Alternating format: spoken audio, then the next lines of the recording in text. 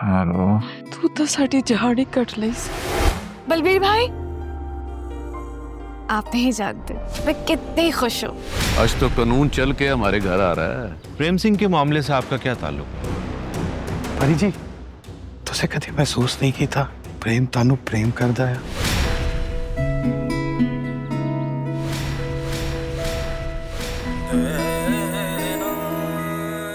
बेटे की नई जिंदगी आपको बहुत बहुत मुबारक हो।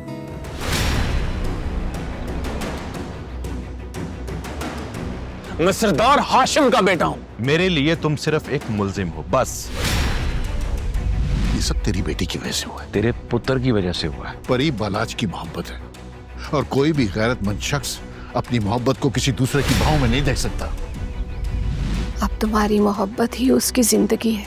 अपनी जान तो सबको अजीज होती है। मेरी जान तो ज्यादा अजीज है।